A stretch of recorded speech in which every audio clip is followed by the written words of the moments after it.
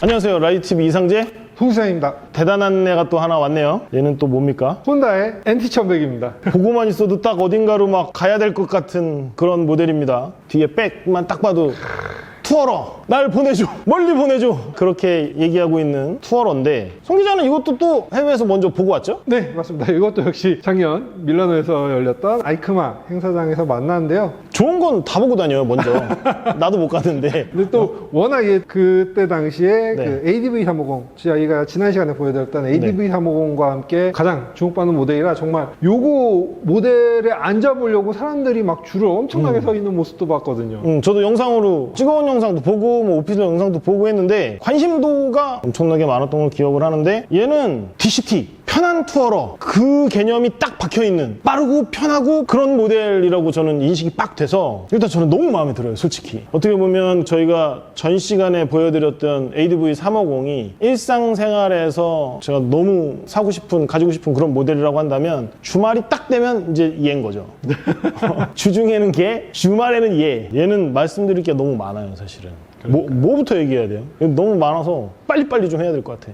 일단은 혼다의 투어러 라인업, 대표적이기도 하지만 투어러 라인업에 그동안은 딱 하나밖에 없었던 골드윙의 빈자리. 골드윙은 워낙 배기량도 높고 덩치도 크다 보니까 일상에서의 활용에 조금, 특히 시내 구간에서 이제 좀 생활권이신 분들은 일상에서의 활용은 좀 어려움이 있으셨는데, 그래도 얘 같은 경우는 그보다는 훨씬 더 날씬해진 그런 차체를 가지고 있기 때문에 평일에 출퇴근 용도로도 사용하시기에 좋고, 주말에는 패니어 케이스 달아서 투어로 나가시기에도 적합한 그런 컨셉트의 모델이라고 보시면 될 것 같습니다. 요 얘기를 하려면 일단 혼다가 얘기하는 이 모델의 개발 컨셉에 대해서 설명을 드리면 됩니다. 위클리 익스프레스, 위크엔드 익스페디션. 이게 무슨 뜻이에요? 일상에서의 취급 용이성, 그리고 쾌적한 장거리 주행. 아까 뭐 제가 말씀드린 것과 크게 다르지 않을까요?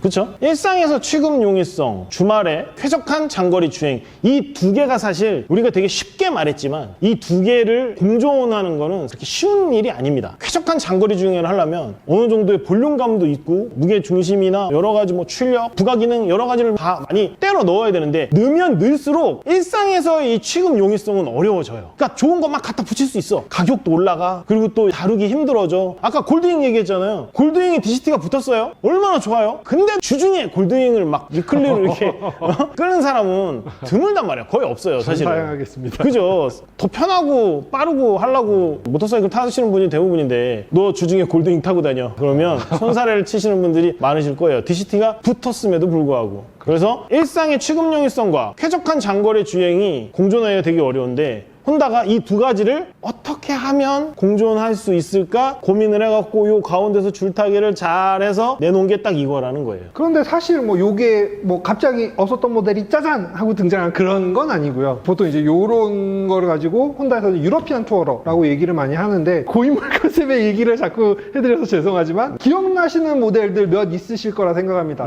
대표적으로 뭐 ST1300 뭐 이런 것도 있을 거고, 근래 출시됐던 모델은 뭐 VF8200 같은 것들도 뭐 이런 컨셉의, VF8200 같은 경우는 스포츠성을 좀 높인 모델이긴 합니다만 어쨌든 그런 식의 투어러 성향을 가진 모델들이 있었고요. 혼다에도 이제 제가 아까 말씀드린 그런 컨셉으로 개발된 모델도 좀 있었죠? 그렇죠. 좀 오래된 이야기이긴 합니다만 뭐 NT650V, NT700V, 뭐 일명 도빌이라고 불리는 그런 모델들을 이제 유럽 시장에서는 상당히 많이 오랫동안 판매를 해왔는데요. 어떻게 보면 그쪽의 계보를 이어받았기 때문에 얘도 똑같이 NT라는 이름을 부여받았는데, 사용하는 엔진 때문에 뒤에는 1100이 붙게 된 거죠. 그러니까 이제 그 혼다 코리아가 최근에 모터사이클 전문지 기자들을 모아놓고서 설명을 좀 했어요. 이 모델의 계보가 거기서 이제 나온다, 흘러왔다, 그렇게 이제 설명을 했는데, 유럽 시장은 이제 다들 많이들 아시겠지만 워낙에 모터사이클을 가지고 이제 장거리 투어를 할 만한 그런 코스나 뭐 제반적인 기틀이 잘 잡혀 있잖아요. 우리나라 같은 경우야 뭐 국도 타고 이렇게 뭐 그냥 반나절 가면 사실 끝인데, 거기야 뭐 진짜 이 패니어 케이스 뒤에 리어 케이스에다가 막 꽉꽉 눌러 담고 두 명이서 타갖고 이렇게 진짜 여행이라고 갈 만한 그런 코스들이 많으니까, 그래서 어떻게 보면 그 유럽에서 하고 있는 그런 모터쇼에 많은 관심을 가지고 기대하고 좋아라 하시는 분이 많은 이유가 또 그만큼의 수요가 또 있기 때문이거든요. 그래서 유럽에서는 예전부터 그런 모델들이 상당히 많이 개발되어져 왔고, 또 베스트셀러 모델도 많고 지금까지도 많이 족보들이 이어져 내려오고 있는 그런 거라고 생각을 하시면 되는데, 바로 이 모델이 그 세그먼트, 그 시장에서 제일 최신형, 가장 진화한 그런 모델이라고 생각하시면 될 것 같습니다. 자, 옆에서 보시니까 어떠세요? 아까 보여드렸던 45도보다 조금 더 웅장해 보이지 않나요? 그런 게 좀 있어요. 혼다 코리아에서 시승차를 지원을 해줄 때 두 가지 종류로 액세서리가 장착된 시승차가 있고 장착이 안 된 시승차가 있다고 했는데, 저희는 액세서리가 장착돼 있는 풀옵션 모델로 좀 진행을 했으면 좋겠다라고 요청을 드려서 이 시승차를 이렇게 받아왔는데, 사실 이거가 있고 없고가 차이가 상당히 큽니다. 얘를 빼면요, 이렇게 웅장한 모습이 아니라 살짝 좀 날렵한 모습이 돼요. 투어러 좋아하시는 분들은 다들 아시겠지만 이 투어러 모터사이클의 꽃은 이 또 패니어 케이스 아니겠습니까? 그렇죠. 이 세 개의 백이 있고 없고가 사실 이미지의 차이 상당히 많이 나는데, 얘를 띄면 나는 살짝 우리 송 기자가 가지고 있는 모터사이클 모델, 걔가 좀 약간 연상이 좀 되더라고요. 뭐였죠? VF-R1200X 크로스토러라는 모델인데요. 네, 그 약간 고인물 옛날 뭐 그러기는 한데 난 그 느낌이 나더라고. 뭐 비슷하다고 볼 수도 있는 게, 일단 이 모델의 기본 베이스 자체가 아프리카 트윈을 기반으로 해서 엔진, 프레임, 서스펜션 이런 것들을 가져와서 NT1100이라는 컨셉트에 맞게 살짝 수정을 한 부분이기 때문에, 그렇죠. 어떻게 보면 그렇게 느끼시는 것도 좀 당연하지 않을까라고 생각이 들고요. 그리고 또 기본적으로 투어러라는 게 뭐 CBR 1000R 같은 뭐 그런 대단히 스포츠 성향적인 모델은 아니지만, 그래도 어느 정도의 스포츠 라이딩도 즐길 수 있을 정도의 실력은 갖추고 있기 때문에 그런 디자인을 좀 채택한 게 아닌가 싶고요. 저랑 키가 비슷하신 분들, 제가 170대 초반, 172라고 맨날 말씀드리는데 172 정도 되시는 분들이 제일 궁금해하시는 분들이 아마 그걸 거예요. 시트고. 투어러는 높아, 힘들어, 다루기 부담스러워. 그래서 내 키로는 조금 에이, 쟤는 제외. 일단 빼놓고 생각하시는 분들 많으실 텐데, 정말 다행스럽게도 제가 앉아서 까치발로 양발이 답니다.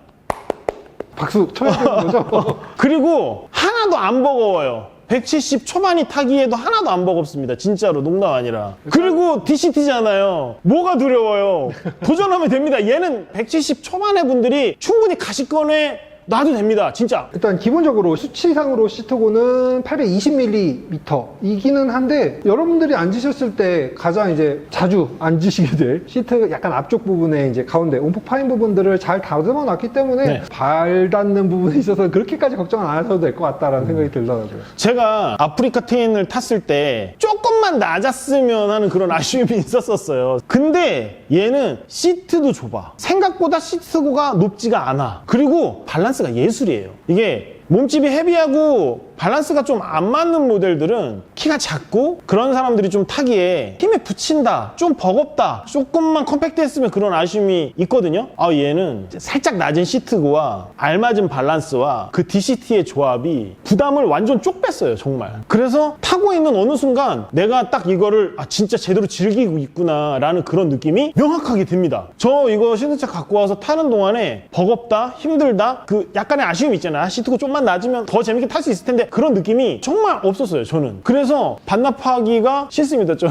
지금 밖에 비가 오는데 나 비만 안 오면 주말에 막 이거 타고 막 양양이든 어디든 막 쏘고 싶은 그런 느낌? 정말 갑자기 여기다가 짐을 막 채우고 싶은 그런 느낌이 막 드는, 저는 그랬어요. 송 기자는 어땠어요? 저도 지금 그러니까 요거 가지고 촬영을 하면서 아니면 출퇴근을 하면서 좀 다양하게 타보고 있는데, 가장 깜짝 놀랐던 부분은 역시 이 차의 밸런스가 어마어마했다라는 거. 특히 이제 와인딩에서 시승 촬영을 하면서 와인딩을 좀 여러 가지 타고, 그다음에 집에서 가까운 뭐 북악 스카이웨이 뭐 이런 데도 좀 달려봤는데, 지금 이 차의 수치상의 무게가 250kg이거든요. 근데 실제 주행하면서 느껴지는 무게는 200kg 초반이나 아니면 그 이하 정도로 느껴질 정도로 정말 가볍게 움직여주는 그 경쾌함이, 역시 혼다가 밸런스는 기가 막히게 잡는구나 라는 생각이 들었습니다. 코너를 돌아보면 정말 밸런스가 좋은 애들은 아시잖아요. 혼자 잘 눕고 혼자 잘 서고 정말 부드럽게 깊게 들어가요. 이렇게 들어가다가는 나도 그 영화에 나오는 그런 사람들처럼 그렇게 깊게 이거 막 갈 정도로 그 정도의 회전을 할 수 있겠는걸? 그런 느낌, 그런 욕심이 약간 나는? 코너를 돌 때 부담감이나 불안함이 1도 없어요, 진짜. 야, 내가 이렇게 잘 탔었나? 약간 그런 느낌? 그런 느낌이 들어요.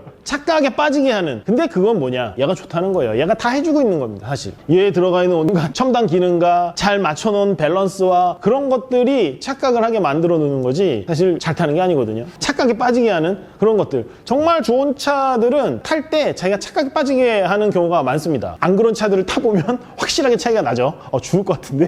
내가 여기 어떻게 이렇게 탔었지? 그런 경우들이 상당히 많아요. 자, 그러면 일단 파워트레인부터 좀 얘기를 해볼까요? 일단 아프리카 트윈, 그 다음에 레벨 1100 뭐 이런 거에 사용됐던 1084cc 수랭 2기통 엔진이 탑재가 됐고요. 그래서 최고 출력은 101.9마력, 최대 토크는 10.6kgm 이렇게 성능을 내고 있습니다. 튀어나가는 질감은 그냥 아프리카 트윈하고 똑같은 것 같아요, 나는 솔직히. 그렇죠.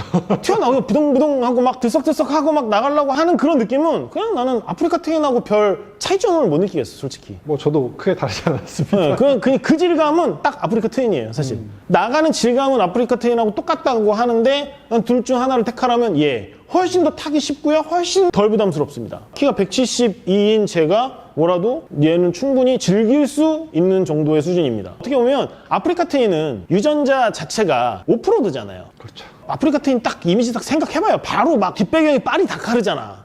그런 거 아니라니까요. 얘는 순둥순둥해요. 같은 엔진이고 같은 파워트레인인데 얘는 딱 양평국도예요. 양평국도에서 편하게 살랑살랑 재밌게 타는 그런 이미지지 아프리카 트윈처럼 막 바위에 막 자갈에 막 파리 다카르 막 그런 거 아니에요. 도전 그런 거 아니고요. 즐기시면 되는 그런 애거든요. 그러니까 어떻게 보면은 아프리카 트윈의 그 엔진에 편한 DCT를 달아놓고 전체적으로 좋은 거 다 때려놓고 한적한 양평국도에서 그냥 매끄럽게 쫙 깔리듯이 좀 더 쏘고 싶다 그러면 모드를 딱 S를 딱 놓고 쫙 질주하는 그 정도 생각하시면 돼요. 우리나라의 도로 환경에서는 이 정도면 차고 넘친다. 그렇죠. 저는 좀 그렇게 생각을 합니다. 그리고 저는 DCT에 대해서 좀 얘기를 좀 하고 싶어요. 요거 같은 경우는 일단 6단 DCT가 적용이 되어 있죠. 모터사이클 업계에서는 유일무이한 DCT라고 보시면 됩니다. 제가 말씀드리고 싶은 건 6단이고 뭐고 그것도 중요한데요. 혼다코리아가 이 모델을 DCT 모델만 수입을 한다는 거. 그게 무슨 뜻일 것 같습니까? 아프리카 트윈을 우리가 처음에 우리나라에서 판매를 했을 때만 해도 DCT랑 일반 MT 모델이 동시에 판매가 됐어요. 근데 DCT 모델이 우리가 생각하는 것만큼 그렇게 사랑받고 환영받지 못했다는 거 아십니까? 야, 그래도 아프리카 트윈인데, 우리 역사와 전통의 아프리카 트윈인데 그거를 누가 오토로 타냐. 그거는 매뉴얼이 제맛이지 라고 하시는 분들이 많으셨고 그랬는데 이제 거기서 이제 시간이 좀 흘렀잖아요. 매뉴얼이 없어요. DCT만 들어옵니다. 그 무슨 뜻일까요? 저는 그렇게 생각해요. DCT를 안 써본 사람은 있어도 한 번만 써본 사람은 없을걸? 그런 얘기를 했어요. 이게 사람이 얼마나 욕심이 많은 동물입니까? 적응을 하면 우리가 우스갯소리로 앉으면 눕고 싶고 뭐 누우면 자고 싶고 뭐 그런 얘기 하지만 이게 얼마나 편한데요, 진짜. 편한 거에는 답이 없어요, 정말. 사람이 DCT에 적응을 하면 왜 자동차 시장도 지금 마찬가지잖아요. 전기차로 넘어가면서 매뉴얼차가 이제 더 보기 힘든 세상이 되어가고 있지만 이제 전체 자동차 제조사를 통틀어서 매뉴얼 차를 만들고 있는 제조사가 거의 없어요. 그렇죠. 지금 현재 국내 수동 변속기를 선택할 수 있는 모델이 다섯 손가락 안에 꼽고 그리고 손가락이 아마 한 2개 정도 남는 걸로 제가 그렇게 기억을 하는데 그 정도로 지금 우리나라 시장에서 이 자동 변속기에 대한 사랑이 대단한데 모터사이클이라고 그러지 않을 이유는 없다. 특히 DCT라면 수동 변속의 질감, 이 스위치 조작을 통해서 수동 변속과 똑같이, 왜 자동차는 패들 시프트로 수동 조작을 할 수 있잖아요. 그렇게 여기 왼쪽 핸들에 위치한 이 스위치로 수동 변속의 질감은 똑같이 즐길 수도 있고, 그게 귀찮다면 뭐 그냥 일반 자동 변속으로 똑같이 즐길 수도 있는 거고요. 몰아보면 그냥 차랑 똑같습니다. 매뉴얼 모터사이클의 이 클러치 조작이나 뭐 그런 것들 때문에 스트레스를 받으시는 분들이 은근히 많으세요. 그리고 이제 스쿠터로 계속 업그레이드를 하시다가 그 위로 올라가고 싶은데 그런 것들 때문에 고민을 하시는 분들은 어디서 볼 수 있냐면 빅스쿠터가 많이 있는 커뮤니티에 가보시면 되게 많습니다. 생각외로 글을 읽어보면 제가 계속 스쿠터만 타왔는데 그 위로 더 올라가고 싶은데 매뉴얼 이 조작 때문에 고민인데 잘할 수 있을까요? 적응하는데 오래 걸릴까요? 그런 글이 생각외로 많다는 거를 찾아보면 확인을 할 수가 있는데, 이런 모델이 있으면 전혀 고민할 필요가 1도 없다는 거. 그렇죠. 진짜 그렇습니다. 진짜 얘는 조금 과하게 얘기해서 한 125, 250 정도 스쿠터 타시던 분들이 욕심만 내면 나는 탈 수 있을 것 같은데, 완전 낮고 긴 애들 타던 분들 아니고 살짝 좀 높은 스쿠터들 타시는 분들, ADV 350 타시는 분들은 난 이거 다 탈 것 같은데 사실. 물론 이제 이런 무게중심 높이라든지 아니면은 차량의 덩치 뭐 이런 것들, 차의 높이 이런 것들에 좀 차이가 있긴 합니다만 뭐 적응한 데는 그렇게 오랜 시간 걸리지 않을 것 같다라는 생각이 들죠. 포르자 350 정도 타시는 분들이라면 타봐도 될 것 같아요. 다만 그 편함의 차이에 있어서 뭐 그렇죠. 물론 편한 걸로 치면 포르자 350이 이제 몸에 익숙한 분들은 더 쉽고 편할 수 있겠지만 얘로는 갈 수 있고 즐길 수 있는 범주가 훨씬 더 늘어나는데 충분히 도전해볼 만한 가치가 있습니다. 그 아까 혼다가 얘기한 평일에 출퇴근 일상용으로 하고 주말에 투어용으로 이제 한다는 그런 개념이 얘로 오면 개념 자체가 완전 달라져요. 물론 아까 얘기한 뭐 포르자나 ADV 350으로도 투어는 갈 수 있죠. 근데 걔로 가는 투어랑 얘로 가는 투어는 완전 다른 투어예요. 다른 투어. 그렇죠. 때깔이 다르죠. 완전. 그러니까 전혀 다른 추억을 만들어줄 수 있는 주말에 여러분의 삶이 바뀔 수 있는 이렇게 얘기하니까 완전 홈쇼핑 같은데 근데 진짜 그 정도예요. 아마 안 타보신 분들이 제 말을 듣는 것과 타보신 분들이 제 말을 듣는 거는 다가오는 게 느끼시는 게 저는 다를 거라고 생각을 합니다. 좋은 건 또 다 달려있어요. 막 크루즈 컨트롤에 뭐 온갖 전자장비 다 달려있죠. 제가 아까 그랬잖아요. 차가 좋아서 지가 다 알아서 다 잡아준다. 그런 게 되게 많아요. 생각보다. 요거 같은 경우에는 일단 뭐 당연히 ABS는 기본 달려 있고요. 네. 그리고 요즘 혼다 스쿠터들에도 적용되고 있는 혼다 셀렉터블 토크 컨트롤, 일명 트랙션 컨트롤. 요것도 적용이 당연히 되어 있고요. 그렇죠. 그리고 투어러니까 장거리 여행할 때 조금 편하게 탈 수 있는 크루즈 컨트롤도 대단히 매력적인 기능이고 좋은 기능입니다만 저는 이 차에서 다른 거 다 밀어내고 이 기능을 정말 으뜸으로 꼽고 싶은 기능이 있습니다. 뭐요? 바로 커넥티비티 기능. 뭐 자동차 시장에서는 이제 뭐 최근에 나온 신차들은 대단히 일반적으로 보편적으로 기본적으로 다 달고 나오는 기능이 바로 커넥티비티인데 모터사이클은 도입되기 시작한 지 얼마 안 됐고 그나마 이 커넥티비티라고 할 만한 기능을 적극적으로 도입하고 있는 곳은 혼다가 유일하다라고 봐도 될 것 같아요. 여기까지 딱 듣고 그 커넥티비티가 뭔데? 라고 생각하시는 분들 계실 텐데 안드로이드 오토, 뭐 애플 카플레이 딱 그겁니다. 차의 인터페이스나 그쪽에서 이제 차 쪽 제조사들이 많이 강조를 하는 여러분의 휴대폰과 바로 연동돼서 쓸 수 있다. 그리고 뭐 우리가 맨날 들여다보는 게 애플 아니면 안드로이드 운영 체제잖아요. 그거를 그대로 여기서 쓸 수 있는 거. 그러니까 전자 쪽 이쪽에서는 모터사이클 시장 통틀어서 가장 진화한 모델이라고 보시면 됩니다. 거의 차와 비슷한 정도 수준에까지 올라온 모델이라고 생각을 하시면 되고 근데 약간 아쉽게도 송 기자가 얘기한 그 커넥티비티 그쪽이 모터사이클이 좀 희한하게 좀 느린 부분이 있어요. 차에 비하면 좀 한 타임 느린 그런 부분들이 있어서 아쉬워하는 분들도 좀 계시고 뭐 커뮤니티 이렇게 보면 해킹 비슷하게 해갖고 어떻게든 해보려고 막 하시는 분들이 계시기도 하는데 기계적인 한계가 좀 있고 차는 이미 스마트폰 대비해서 반응 속도나 여러 가지 구현되는 기능이나 뭐 그런 것들이 거의 동일하다고 이제 보시잖아요. 근데 모터사이클 관련해서는 아직도 좀 한 단계 낮다 혹은 비교해서 좀 느리다라고 이제 생각하시는 분들이 계셔서 만족도가 좀 떨어지는 분들이 많으시거든요, 솔직히. 근데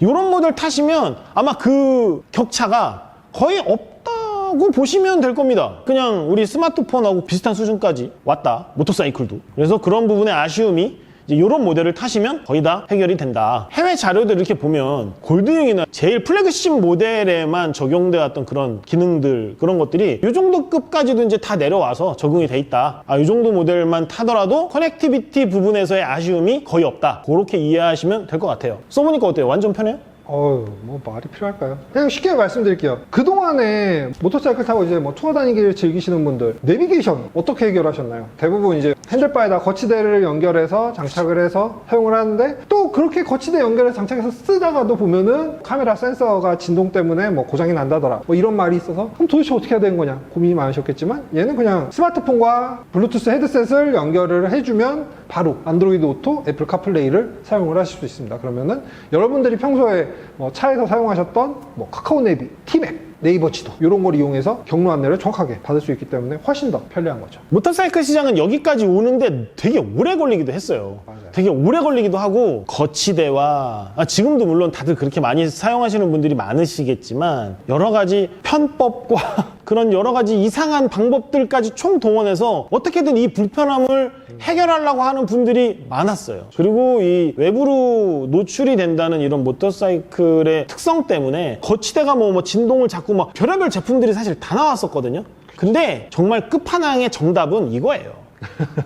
순정해서 지원을 해버리면 다 끝나는 거거든요, 사실. 내 폰이랑 얘랑 연동시켜서 그냥 결합하면 끝나거든요. 뭐 어떻게 이겨요? 그리고 막상 사용을 해보시면 아시겠지만 터치스크린 뭐 그런 것까지 그냥 다 지원을 해서 그냥 뭐 차를 타고 있는 건지 자, 이런 것까지 된단 말이야? 약간 좀 감탄하실 수도 있을 것 같아요. 많이 안 타시더라도 혼다 대리점 가셔서 전원 넣고 뭐 이런 거는 좀 해보셨으면 좋겠어요. 왜 그러냐면 모터사이클도 이 정도까지 된다 이제 그런 거를 좀 경험을 해보셨으면 좋겠고. 요 계기판 자리에는 6.5인치 TFT 풀컬러 디스플레이가 적용이 되어 있는데 아까 터치스크린이라고 말씀해 주셨잖아요. 근데 조금 느낌이 다르실 거예요. 왜냐면은 저희가 흔히 쓰는 스마트폰 같은 경우에는 정전식, 손가락에 정전기로 반응을 하는 방식이라고 보시면 되는데 요거 같은 경우에는 모터사이클을 탈 때는 일반적으로 글러브를 끼고 있잖아요. 그거 상황을 감안해서 여기는 감압식, 압력을 감지하는 그 방식의 터치스크린을 적용을 해놨습니다. 살짝 안타깝게 윈드스크린은 수동이고요. 예. 그리고 5단계로 조절할 수 있다는 거. 5단으로 조절을 할 수 있고요. 제가 아까 투어러의 꽃이라고 하면 이 패니어 케이스라고 말씀을 드렸는데 용량에 또 되게 민감하신 분들 계시잖아요. 일단 기본적으로 탑 케이스 같은 경우 50리터 용량인데 풀페이스 헬멧 2개 정도 들어가는데 단 블루투스나 카메라 장착 안 된 상태에서 말씀드린 거예요. 헬멧 쉘 크기나 뭐 모델마다 조금씩 다를 수는 있지만 보편적인 미디움 라지 사이즈 정도 2개 들어가고요. 그리고 양쪽 패니어 케이스도 풀페이스 헬멧이 1개 들어갈 수 있는데 다만 이것도 역시 마찬가지로 액세서리가 장착이 안 된 제품이어야겠고 제가 쓰는 뭐 X라지나 XX라지 뭐 이런 정도는 안 들어가실 수도 있지만 그거보다 작은 사이즈라면 수납 가능하신 정도의 용량이라는 거. 아마 그 투어러 많이 타시고 이 패니어 케이스 많이 사용해 보신 분들은 딱 보면 예상은 하실 거예요. 여기 재밌는 거 기능 하나 있었는데요. 되게 인상적이어서 하나 보여드릴게요. 요거 지금 사이드 케이스를 열면은 일반적으로 이렇게 이 양쪽 끈으로 케이스가 더 열리지 않게 잡아주는데 문제는 여기에 이제 짐을 넣었다 뺐다 할 때 좀 불편할 수 있잖아요. 그러면 양쪽에 이 버클을 풀어주면은 조금 더 열리게. 디테일이죠, 디테일. 그렇죠. 한 뭐 200~300원 정도의 단가밖에 안 될 그런 저렴한 아이디어긴 한데 되게 싸게 좋은 아이디어로 적용을 했다라는 거죠. 제가 느끼는 건 이런 건 실제로 네. 모터사이클을 타시는 이런 패니어 케이스를 쓰시는 분이 개발을 하신 걸 거예요. 아, 그럼요. 그런 경험을 안 해봤으면 거기서 불편함을 느끼지 않았으면 이런 디테일까지 신경을 못 썼을 거거든요. 그렇죠. 뭐 그렇게 생각합니다. 그러면서 그런 디테일까지 많이 신경 썼다. 브레이크랑 휠을 좀 볼까요? 일단 뭐 고속 투어러니까 잘 달리는 것도 중요하지만 또 잘 멈추는 것도 중요하지 않겠습니까, 여러분? 브레이크 같은 경우에는 앞 더블 디스크, 뒤 싱글 디스크 구성이고요. 네. 앞에 브레이크 캘리퍼 같은 경우에는 4포트 캘리퍼, 뒤에는 1포트 캘리퍼 이렇게 적용이 되어 있고요. 니신제가 장착이 되어 있습니다. 혼다 같은 경우는 니신의 제품을 좀 많이 장착을 해서 잘 사용을 하고 있는데 브렘보 같은 게 탐나시는 분들도 계시겠지만 제가 봤을 때는 이게 서킷에서 타는 그런 애들이 아니기 때문에 이 정도면 저는 크게 튜닝 없이도 충분히 이 상태로도 괜찮은 제동 성능을 누리실 수 있을 거라고 좀 생각을 하고요. 휠은 몇 인치예요? 휠은 앞뒤 모두 17인치고요. 타이어 같은 경우에는 앞 타이어가 120에 70 그리고 뒷 타이어 같은 경우는 180에 50 이 사이즈가 적용이 되어 있습니다.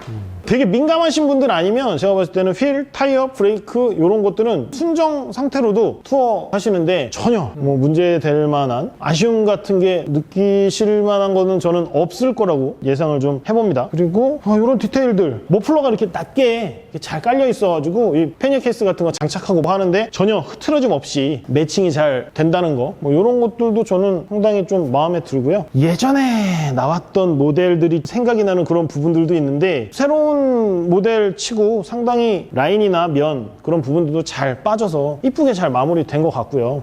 이런 컬러나 전체적으로 무게감 있게 디테일이나 그런 디자인 뭐 그런 부분들도 잘 나온 것 같고 이런 부분들 나는 이런 부분들 상당히 칭찬하고 싶은 게 뭐냐면 이런 디플렉터 같은 이런 부분들은 실제로 고속 투어를 다녀본 분들이 어디서 바람이 와서 어떻게 몸에 맞고 뭐 그런 부분들이 어떻게 보면 경험해 보지 않으면 모르거든요. 그래서 이런 것들은 옵션으로 구입 후에 이렇게 장착하지 않고 기본적으로 달려 나와서 방풍 효과 그런 부분들을 미리미리 다 막아준다는 거 그만큼 꼼꼼하고 디테일하게 완성도가 높게 만들어졌다는 거. 아까 뭐 끈 보셨죠? 그런 디테일. 전체적인 완성도는 이미 너무 높은 상태에서 감성적으로 잡아주는 이런 디테일들 그런 것들이 이 심리적인 만족도까지 높여주지 않나 저는 그렇게 생각을 합니다. 혼다 모터사이클 타시면서 주행 성능이나 뭐 그런 거에 불만을 가지시는 분들이 사실 몇이나 되겠어요, 솔직히.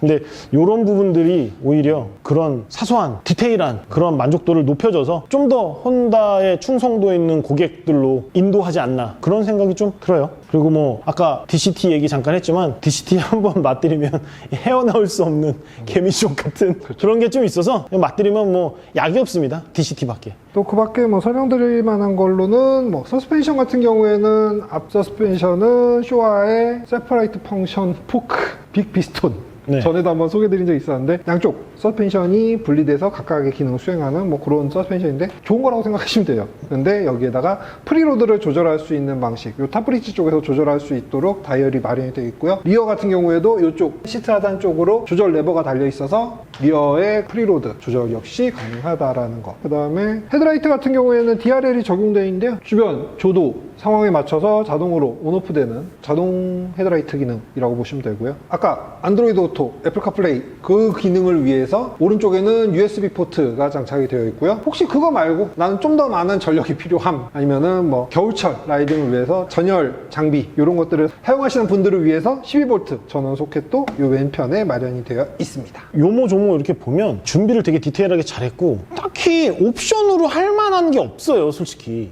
심지어는 열선 그립도 순정입니다. 그러니까 이게 야 얘네가 얼마나 치밀하고 계획적으로 이렇게 잘 만들었는지 많이 느껴지는 것 같아요. 그리고 아까 뭐 라이트도 그렇고 오토인 부분들이 상당히 많아요. 그래서 라이딩 빼고 나머지는 다 우리가 책임질 테니까 당신은 그냥 안전하게 앞만 보고 운전만 잘 하세요. 안드로이드 오토, 애플 카플레이 같은 걸로 즐겨가면서 경치들 보면서 안전하게 운전만 하시면 나머지는 우리가 다 알아서 할게요. 그런 느낌이에요. 부담감 1도 없고 그냥 재밌게 가서 즐기고 또 돌아오면 그렇게 즐겁게 주말을 보내고 월요병을 이겨내고 이제 주중으로 복귀를 하는 그런 느낌? 주말을 함께 나기에 이 정도로 좋은 파트너를 만나기에 쉽지 않을 것 같은 그런 느낌입니다. 조금 아쉬운 점 하나는 아까 말씀드렸던 애플 카플레이, 안드로이드 오토 이 기능을 사용하기 위해서는 스마트폰을 USB 케이블로 연결해야 되는 게 필수인데 연결한 스마트폰을 어디다 보관할지가 조금 애매하다라는 거. 오프로드 모터사이클들에서 종종 보이는 핸들바에 장착하는 그런 백이나 아니면은 탱크백 이런 것들이 있는 게 그나마 조금 조작의 불편함이나 이런 것들을 좀 해소할 수 있겠다. 그 부분은 좀 아쉬운 부분이라는 생각이 들었습니다. 제일 궁금한 거, 제일 중요한 거 말씀 안 드린 게 있죠? 가격, 출시 가격은 1940만 원입니다. 1940만 원. 가격이야 뭐 맨날 말씀드리지만 상대적이에요, 사실은. 뭐 받아들이기 따름인데 아까 말씀드렸지만 이 NT 모델이 안 들어왔잖아요. 그리고 DCT 모델이 기본이에요, 지금. 많은 수입사 제조사들이 깡통 모델이라는 걸 내놓고 엔트리 모델로 이제 가격을 탁 상징적인 가격을 만들어 놓고 정말 탈만한 걸로 넣고 하면 훅 가격 올라가서 이제 높은 가격으로 살 수밖에 없는 거 아시죠? 근데 얘는 아까 말씀드렸듯이 6단 DCT가 기본이고 아까 한참 설명했던 뭐 커넥티비티 이런 게 다 기본이에요, 사실. 최첨단 기능이 들어가 있는 게 다 기본인데 송 기자 얘기는 이 정도면 괜찮은 거 아니냐 그렇게 생각을 하는데 이제 또 시장에서 이렇게 소비자들이 느끼는 혼다 코리아의 모터사이클 가격들이 그렇게 저렴한 편, 가격으로 승부 보는 그런 편은 좀 아닌 것 같다는 생각이 좀 들기는 해요. 환율 문제도 있을 거고 뭐 여러 가지 문제가 있을 거예요. 근데 중요한 건 가격이 지금 어쩌고 저쩌고 해도 없어서 못 팔고 있다는 거. AW350 얘기 가격을 막 해도요 밑에 댓글에 그런 거 달려요. 그래봐야 없어서 못 사는데 가격이 무슨 의미가 있어 라고 얘기하시는 분들 계시거든요. 그게 현실이에요, 솔직히. 그렇죠. 그래서 저는 1940만 원에 나와도요 아마 얘도 대기 걸릴 것 같고요. 빨리 사서 즐기다가 감가상각 별로 없이 또 다른 모델들 옮겨 탈 수 있고 뭐 그런 것도 하나의 방법이라고 생각을 하기도 합니다. 미디어 설명회에서 이제 먼저 들은 이야기를 전달해 드리자면 NT1100이 올해에는 딱 30대만 들어옵니다. 그러니까요. 뭐 1940만 원인데 30대 소 안 되겠습니까? 제가 봤을 때는 줄을 설 거라고 봅니다. 물론 뭐 이제 이게 앞으로 계속 통틀어서 30대는 아니고 올해 배정된 물량이 30대밖에 되지 않는다는 거. 물론 이제 여기는 혼다 코리아의 그런 결정이라기보다는 본사에서 그죠. 반도체나 뭐 물류나 뭐 이런 것들 때문에 판매량이 적은 한국 시장이 후순위로 밀리다 보니까 조금 적은 수량이 배정이 된 것 같은데요. 그래도 뭐 2023년에는 더 많은 물량이 들어오지 않을까 예상이 되니까요. 혹시 이번에 구입을 못 하셔서 좀 아쉬우신 분들은 내년을 기다리셔도 되지 않을까. 근데 지금 차도 그렇고 여러 가지 막 원자재도 그렇고 뭐 다 오르는 분위기라 1940만 원에 지금 국내 판매 시작하는데 내년에 이 가격이라고 저는 장담을 못 하겠어요. 일단은 요거는 23년형 모델이 나오기 때문에 한동안은 이 가격이 유지되겠습니다만 24년형으로 바뀌면은 그때는 저희도 장담을 할 수가 없네요. 그렇죠. 이 다음에 또 그 나오는 거는 요즘은 안 오르는 게 없잖아요. 그러니까요. 정말 안 오르는 게 없으니까 1940만 원 스타트를 하는데 뭐 어떻게 되나 좀 그거는 두고 봐야죠. 그리고 이 패니어 케이스는 옵션인 거 아까도 말씀드렸죠. 옵션인데 요거 아직 가격 책정이 안 돼서요. 요거는 가격이 나오면은 저희가 밑에 설명란에 남겨드릴게요. 1940만 원으로 즐길 수 있는 위켄드 익스페디션, 그리고 또 주말을 그렇게 보내고 다시 주중으로 돌아오면 위클리 익스프레스. 2천만 원 돈으로 여러분들의 주말과 주중이 많이 바뀔 수 있다는 거, 그런 것들은 되게 매력적인 것 같아요. 2천만 원이 누구한테는 엄청나게 큰 돈일 수도 있고, 누구한테는 그냥 한번 바꿔볼까? 이 정도라면 투자할 만하지. 그렇게 좀 상대적인 금액이긴 한데, 일단 1차 물량 30명은 충분히 뭐 소화될 것 같으니까 만약에 경쟁을 하시고 싶으시면 빨리 움직이시는 거 추천드리고요. 저는 얘도 또 반납하기 싫네요. 비만 안 오면 반납하기 전에 타고 싶은 모델인데 돈은 없고 사고 싶은 건 많고 참 괴로운 요즘입니다. 앞으로 저희는 더 재미있는 모델들 많이 가지고 와서 여러분들한테 영상으로 소개해 드릴게요. 지금까지 라디오TV 이상재 송지산이었습니다. 고맙습니다. 감사합니다.